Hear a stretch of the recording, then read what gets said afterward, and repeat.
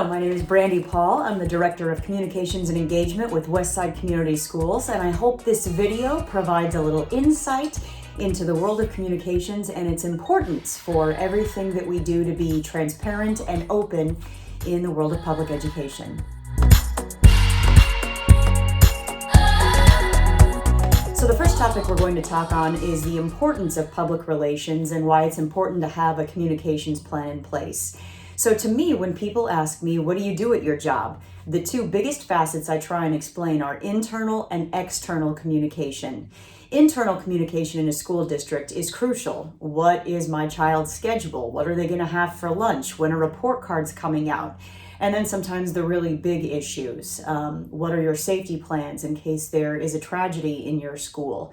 What about a staffing change? I heard something going on with this staff member. Is my child safe?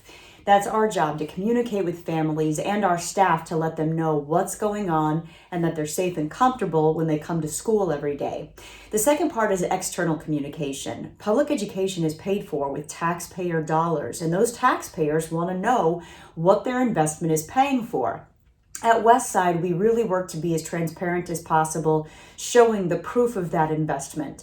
I try to use our strategic plan, which is over my shoulder here, as guidance to show our stakeholders exactly what their money is paying for, to support student achievement and well-being, to support our staff, to support our infrastructure and how we're being efficient with finance and their taxpayer dollars, and also communication, how we're fulfilling our promise to be transparent and tell them about what's going on.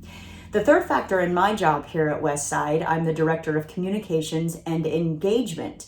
We are Westside Community Schools, and so it's imperative for us to try and engage all of the members of our community to want to be part of this school district and to support everything we're doing. For businesses to join us, maybe it's providing incentives for our students in a school assembly for positive behavior, or to join us in our district-wide carnival once a year to provide different services and ways they can help our teachers and our families. It truly is a community effort. When your schools are better, your community is going to be better. So if we can engage everyone from our business partners to our alumni to our future families, we want to do that. The second part of this topic, why is it so important to have a communication plan in place? Because crazy things will happen. And if you don't have that plan, you're going to be scrambling, potentially making mistakes because everything is happening so fast. When you have that communication plan in place, you know exactly what you're going to do no matter the situation. Here at Westside, we have an emergency operations team. So the very first thing we do is connect with each other, find out who's doing what, get a couple different eyes and ears on the ground to make sure we're all in agreement as to what we're doing. Then we know exactly what the next steps are going to be because we have that plan in place. We're going to contact our Board of Education. We're going to contact our administrators. Is it something we need to send a text out to families immediately, or should we take a step back and evaluate exactly what we're going to say in our message? Because once you put it out, you can't pull it back. Who's going to talk to media, depending on the severity and how big the situation is? All of those little steps, when you have a communications plan in place, you can refer to that template rather than making decisions on the fly that may or may not be the right thing to do. The second topic, ways to use social media to your district's advantage. Westside is made up of about a third of students who are option enrollment students. They come to our district from different places and they choose Westside. Therefore, social media is imperative to us to get those positive stories out there and to show exactly what we're doing in our district that make it so special. Here at Westside, we really try and push multiple things out on all of our platforms daily. We use Instagram, we use Facebook, and we use Twitter. And we also have an annual communications audit with our community to determine, are those the platforms that our families are using? Sometimes we see that more sports, more business related, more teacher oriented, those are going to be on Twitter. A lot of our families, and especially a growing older demographic, are using Facebook. If we want to reach our students and our younger families who maybe just now have a kindergarten or first grade student coming in, Instagram is more the platform they're using. We also utilize YouTube to really showcase a deeper dive into some of our programs and opportunities that are only here at Westside. And not just to connect with our students and our families and encouraging them to come to Westside, but to build that pride, to make people want to invest their time, attention, and money in our district. And finally, social media is imperative for us to try and recruit, retain, and bring in the most educated, talented staff we can. It's no secret that there's a teacher shortage throughout the US, and it doesn't stop there. We have a nutrition services shortage. We have a bus driver shortage. We have a educational assistant or paraprofessional shortage. The more positive stories that we can put out on social media and consistently send that message that this is a great place to learn and work, our hope is that maybe people will see that. Maybe someone will see that knows someone that's looking for a job or a place for a student, and they're gonna know that, hey, I saw that on Westside. Hey, I heard about that through Westside's Facebook page. It's a free advertising vessel, a free way to share positive stories about what's happening in your district. So that's a key point of emphasis here at Westside. Tips for communicating with disgruntled community members, parents, and even staff members.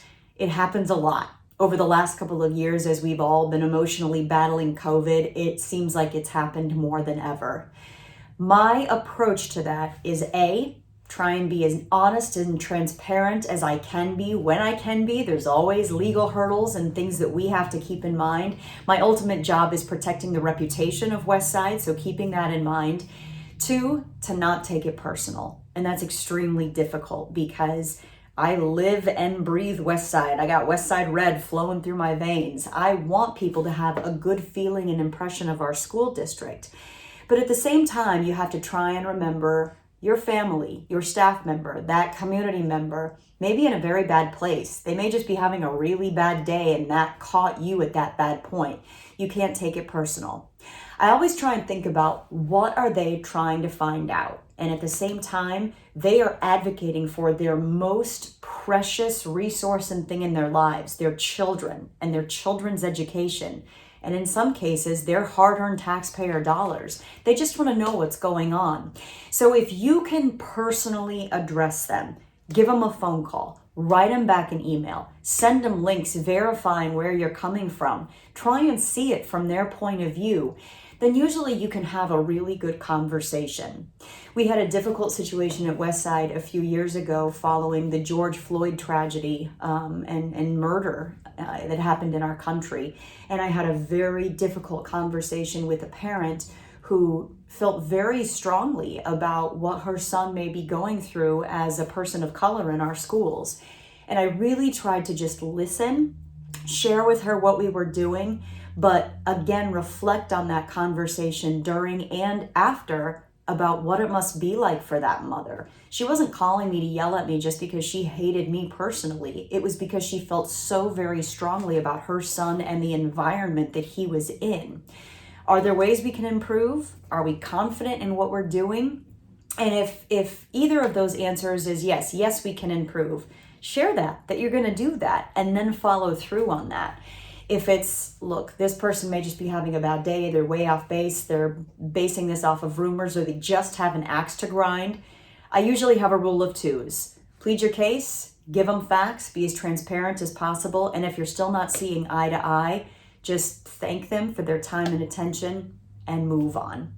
There's always ways that you can try and meet that person, always respond to them, always let them know that yes, they matter and their point matters, but you also have to remember it's not personal. There's a lot of opinions out there. You do what you can do. Resources or websites that are out there that you should know about. Number 1, Canva. Canva is a lifesaver. I am not a tech-savvy communications director. I try and learn as much as I can and teach myself as much as I can, but Photoshop has never been my forte, working with all of the pictures and how you adapt and how you edit things. Canva makes it so easy. You can create video, graphics, professionally looking photos with enhancements, anything you want, posters, presentations, anything for free in a matter of minutes. And if you're an educator, you can use the professional upgrade for free. You just have to show them that you're an educator and you're working for an educational institution. Absolutely incomparable tool that you can add to your toolbox to help you create those visual ways to engage your community. Another tool for us at Westside is Smore. We have used their newsletters for several years now, and by far it's one of the best investments we've ever made, in my opinion. Again, engagement is key. I think the average that a family will look through a newsletter, and Smore has analytics so you can see for yourself, is less than a minute. So with this tool, you can make photos, you can make graphics, you can add video, you can make things that pop and have photos and important headlines and easy clicks. So you can get your families and your staff members all of those resources that they need. The point of having a newsletter, but make sure that it's engaging them and helping them find exactly what they need. Again, it has analytics, so you can track exactly what are people clicking on, what do people not care about. You can also use it to share that newsletter or embed it on websites. Smore makes it very easy, and their customer service is impeccable. They're actually halfway around the world, but anytime we've had a problem, within 15 minutes, I get a personal phone call to help rectify the situation. Those are the two biggest things I recommend. Number 3, if you have multiple social media platforms and maybe a limited staff, maybe a one-person shop, Buffer. That's what we use at Westside to make sure that we're posting things across all platforms at the same time. We're not missing out on anything. But with one post, we can hit Facebook, Instagram, and Twitter all in one shot. So we don't have to take the time to post it on all of those different platforms at once. Utilize your media. That was my profession before I joined the world of communications. For 15 years, I was a broadcast news journalist and anchor in the Omaha area. Reporters are real people who are working their tail off for very little money because they love to tell stories. They just want to tell the world what's going on. And believe it or not, reporters like telling the good stories more than the bad stories. You just have to give it to them. They are real people who often grew up in these communities. Maybe they have a parent that was a teacher. Maybe they have very fond memories of a teacher who turned them to the world of journalism. A lot of times, if we have a good story that's visual and we want shared, and man, it would be great if we could just show people this going on, I'll make a quick phone call or send a text to a reporter and say, hey, if it's a slow news day, we have this going on. 9 times out of 10, that reporter will follow up and do the story. Great example, our first day of school. I knew every reporter in town was going to be looking for those first day of school stories. Instead of telling them, no, I don't have time for that, I'm super busy, which we were, it's the first day of school, I remembered that we had an elementary school that was literally rolling out the red carpet for students, bringing in our varsity cheerleaders and dance team members to line that red carpet with their pom-poms and cheers to welcome children as they walked into school on the first day. Talk about a magical moment to create energy and excitement for that building in the school year to come. That's a very easy TV shoot. We invited that reporter out. He got the principal the afternoon before, so he didn't have to pull him away from those students and teachers that morning. He came out and did live shots from 5 to 7 a.m. and then covered the students as they came in, and that was the lead story at 5 o'clock. Showing Westside schools, this is how they welcome students. This is how they get students and staff members and families excited for the year. What a better place to be to begin your school year. Super easy, powerful, resonating message that went out to the entire area. You can reach your families through social media, through direct messaging, through mailers at an expense. But your media is essentially free advertising for the amazing things that you're doing in your school district. On that same token, if you do have a difficult story, if you do have a difficult message, yes, there are always situations that it's going to hurt you to do the interview and to say something. You have to be very careful in that. But if there is something you can say and turn it in a positive direction, what you're doing to rectify that situation, how you're responding to it proactively, give them that. Because not only are you building that transparency with your community, you're also building good relationships with those reporters and media, that they trust you, that they're going to come back to you for those good stories, and that they know you're not messing around with them and trying to avoid them, because in the end, they are just doing their job, trying to get that story out to a community. So that would be my overwhelming advice. Make relationships and continue relationships with your neighborhood media, because they are an asset. They are, for the most part, really good people who just want to tell good stories, and it's an incredible tool to add to your arsenal to share the great things going on in your school and your district.